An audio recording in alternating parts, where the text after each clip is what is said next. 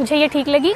और online resources में prelims के लिए एक बायजू आईएएस की क्विज आती है, वो मैं ज़रूर प्रीफर करूँ। जिस एस्से को लेके आप सबसे ज़्यादा कंफर्टेबल हैं और जो आपको अच्छे से समझ में आया है, आप उसी एस्से को रिजल्ट के बाद बहुत से बच्चों के कॉल्स और मैसेजेस आए कि मैं अपनी स्ट्रेटेजी बताऊँ कि कैसे मैंने पढ़ाई की और क्या क्या मेरे रिसोर्सेज रहे। तो इस वीडियो में मैं आपके साथ अपनी स्ट्रेटेजी शेयर करना चाह रही हूँ, और यदि इसके द्वारा आप में से किसी एक को भी थोड़ा बहुत भी कुछ फ़ायदा होता है तो मेरे लिए खुशी की बात होगी।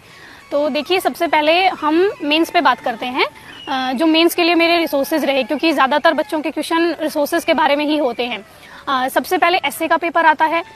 एस्से के पेपर में हम जो सबसे बड़ा चैलेंज होता है वो एस्से चूज़ करने का होता है।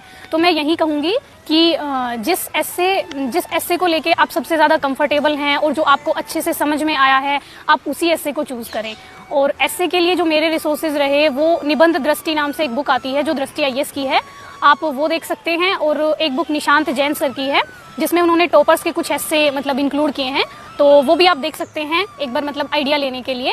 अदरवाइज एस्से में आपको अपने ही थॉट्स रिप्रेजेंट करने होते हैं। और एस्से के लिए जो सबसे इम्पोर्टेंट काम है वो ये है कि आप एक अलग से नोटबुक बना सकते हैं जिसमें हम अपने कोट्स रख सकते हैं या कोई फेमस स्टोरी रख सकते हैं, मतलब ऐसी चीज़ जो हम एस्से में यूज़ कर सकते हैं। और एस्से में आप जो इम्पोर्टेंट कीवर्ड्स हैं उनको अंडरलाइन कीजिएगा। कोशिश करिए कि ब्लैक पेन यूज़ हो जाए जहाँ हम कोट्स यूज़ कर रहे हैं या कोई इंपॉर्टेंट बात, कोई डाटा, कोई फैक्ट या कोई रिपोर्ट यूज़ कर रहे हैं। तो एस्से के बारे में यही सब कुछ। उसके बाद GS1, GS के पहले पेपर में देखिए उसका थोड़ा वास्ट सिलेबस होता है। उसमें हमें हिस्ट्री भी पढ़नी होती है, ज्योग्राफी भी पढ़नी होती है, सोसाइटी भी पढ़नी होती है। तो उसके लिए सबसे पहले हिस्ट्री के लिए एनसीईआरटी तो आपको पढ़नी ही है 6 से लेकर 12 तक। आप ओल्ड भी पढ़ सकते हैं, न्यू भी पढ़ सकते हैं, लेकिन मैंने ओल्ड एनसीईआरटी पढ़ी थी। तो हिस्ट्री के लिए सबसे पहले ओल्ड एनसीईआरटी 6 से लेकर 12 तक। उसके बाद आप स्पेक्ट्रम पढ़ेंगे, मतलब स्पेक्ट्रम ऐसी है जो प्रीलिम्स में भी आपको हेल्प करेगी और मेंस में भी आपको हेल्प करेगी, तो स्पेक्ट्रम मस्ट है। उसके बाद आप बिपिन चंद्र पढ़ सकते हैं, मतलब मैंने जो बिपिन चंद्र की बुक थी स्वतंत्रता संग्राम, ये वाली पढ़ी थी। तो आप स्पेक्ट्रम पढ़िए, बिपिन चंद्र पढ़िए, उससे मतलब वो मोर देन इनफ है आपके लिए। और उसके बाद ज्योग्राफी के लिए जो सबसे इंपॉर्टेंट बुक्स हैं वो एनसीईआरटी है, स्पेशली जो 11th क्लास की एनसीईआरटी है, वहाँ से लगभग डायरेक्टली क्वेश्चन पूछे जाते हैं। तो ज्योग्राफी के लिए आप एनसीईआरटी पढ़िए 6 से लेकर 12 तक। उसके बाद एक जीसी लियोंग की बुक आती है, वो वैसे अभी तक शायद इंग्लिश मीडियम में ही है, लेकिन आप मतलब उसकी लैंग्वेज बहुत सिंपल है। मतलब मैंने वो पढ़ ली थी कि मतलब उसमें से जो मतलब बिल्कुल बेसिक कॉन्सेप्ट्स उसमें समझाए गए हैं, तो वो अगर आप कंफर्टेबल हैं तो जीसी लियोंग एक बार पढ़ लीजिएगा। और माजिद हुसैन जो सर की जो बुक है वो बहुत लेंदी है थोड़ी सी, तो उसमें से जो सेलेक्टेड टॉपिक्स हैं, मतलब जो मिनरल्स के बारे में हैं या मतलब उसमें से सेलेक्टेड पढ़ना है बस माजिद हुसैन में से। और ज्योग्राफी के लिए बस इतना ही। और सोसाइटी के लिए ज़्यादा कुछ मैं कोई बुक प्रीफर नहीं करूँगी, मतलब मैंने कोई बुक नहीं पढ़ी सोसाइटी के लिए स्पेशली। वो आपका न्यूज़पेपर से हो जाएगा। और जैसे मेंस के टाइम जो विजन आईएएस का मेंस 365 आता है, आप उसको ज़रूर पढ़िएगा, वहाँ से कवर हो जाएगा। तो पहले पेपर के लिए इतना। और GS2 में बेसिकली पॉलिटी आती है, तो पॉलिटी के लिए वही आप 6 से 12 तक की एनसीईआरटी पढ़ेंगे। और उसके बाद लक्ष्मीकांत आपको एकदम मतलब अच्छे से पढ़ लेनी है। मैंने लक्ष्मीकांत का पता नहीं कितनी बार रिवीजन किया था, तो लक्ष्मीकांत आप अच्छे से पढ़ेंगे। और एक गवर्नेंस पे भी उनकी बुक आती है, लेकिन वो मैंने नहीं पढ़ी थी, मतलब मैंने ली थी लेकिन मैंने पढ़ी नहीं, तो आप देख लीजिएगा। और बस पॉलिटी के लिए इतना ही। एनसीईआरटी आप अच्छे से पढ़िएगा, मतलब उसकी भी जो 11-12 की एनसीईआरटी है वो बहुत इंपॉर्टेंट है। और उसके बाद आप लक्ष्मीकांत पढ़िएगा। उसके बाद मेंस 365 पढ़ना है आपको पॉलिटी का, तो वहाँ से आपका कवर हो जाएगा, मतलब करंट अफेयर्स।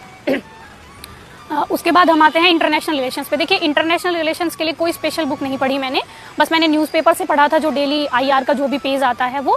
और उसके बाद जो मेंस 365 आता है इंटरनेशनल रिलेशंस का, वो आप ज़रूर पढ़िएगा। और उसके बाद एक दृष्टि आईएएस की साइट है, वहाँ से आप देख लीजिएगा, मतलब वो डेली जो एनालिसिस करवाते हैं मतलब करंट अफेयर्स का, वो आप देख लीजिएगा।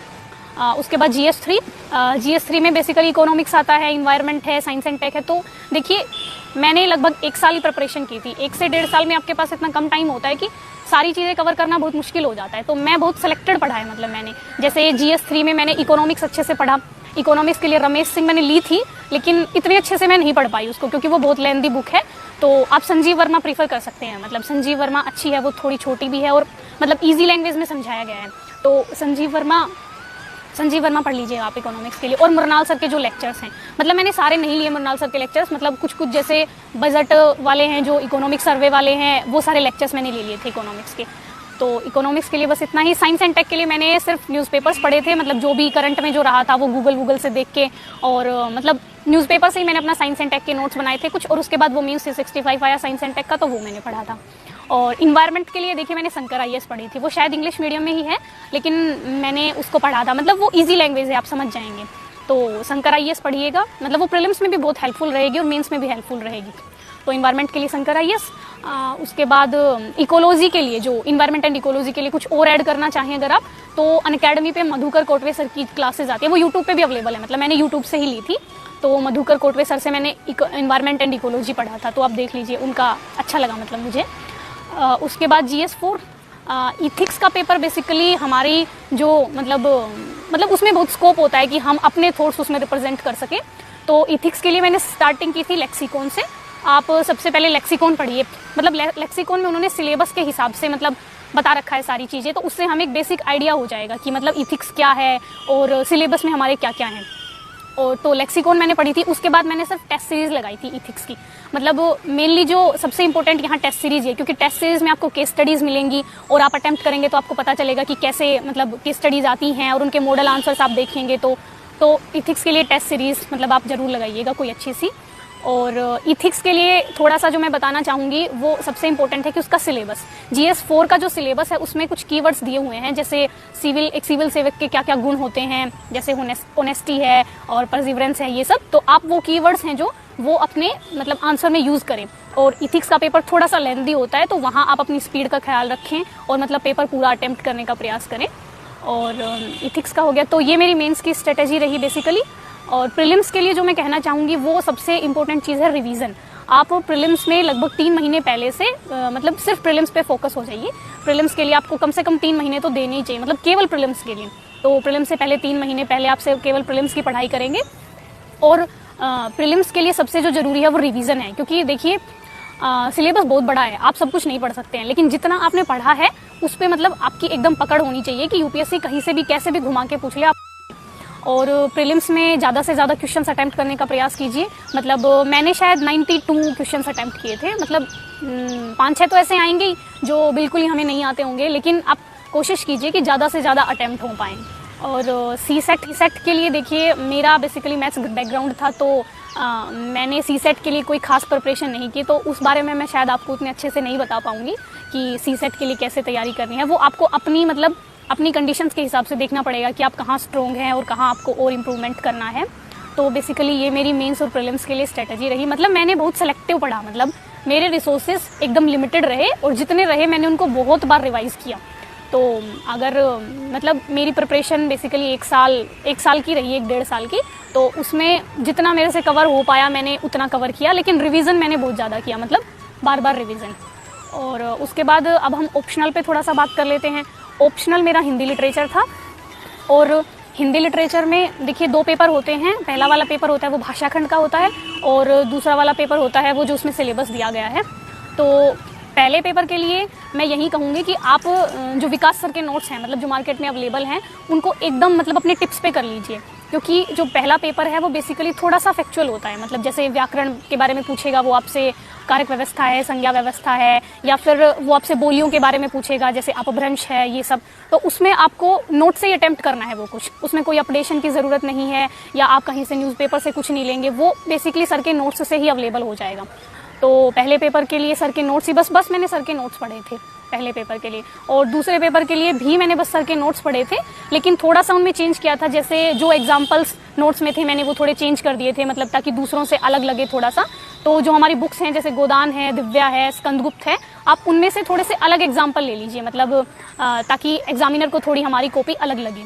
तो और मैं ऑप्शनल के लिए बोलूँगी कि आपकी लैंग्वेज थोड़ी सी अच्छी होनी चाहिए, मतलब उसमें अशुद्धियाँ ना हो, वर्तनी की कोई गलती ना हो, और आपकी हैंडराइटिंग ठीक हो, मतलब ठीक हो कि एग्जामिनर को आसानी से समझ में आ जाए।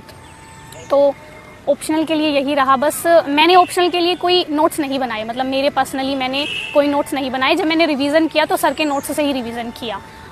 और ऑप्शनल के लिए बस यही, आप टेस्ट सीरीज, और जो सबसे इंपॉर्टेंट बात है वो टेस्ट सीरीज़ है, मतलब जो ऑप्शनल के हमारे 16 टेस्ट दृष्टि IAS उपलब्ध करवाती है, आप वो सारे लिखिए। देखिए मैंने तो सारे तो नहीं लिखे, लेकिन मैंने सारे देख लिए थे, मतलब कि उनके मॉडल आंसर्स और मैं क्या लिखती, मतलब फ्रेमिंग कर ली थी मैंने, और आप कोशिश कीजिएगा कि सारे लिखें ताकि वहाँ जाके आपको कोई भी परेशानी ना हो इस संबंध में। तो मेंस के लिए आप टेस्ट सीरीज़ लगाएंगे। मैंने जो टेस्ट सीरीज़ लगाई थी वो दृष्टि आईएएस से ली थी और विज़न आईएएस का अभ्यास लिया था मैंने, तो मुझे ये ठीक लगी। और ऑनलाइन रिसोर्सेज में प्रीलिम्स के लिए एक बायजू आईएएस की क्विज़ आती है, वो मैं ज़रूर प्रीफर करूँगी।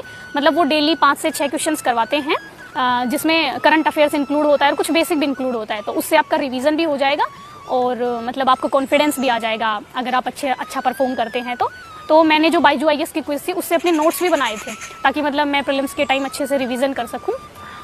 तो यही मेरी मेंस की स्ट्रेटेजी रही, मेंस और प्रीलिम्स की। तो ज़्यादातर बच्चों का ये सवाल भी होता है कि आप कितने घंटे पढ़ती थी।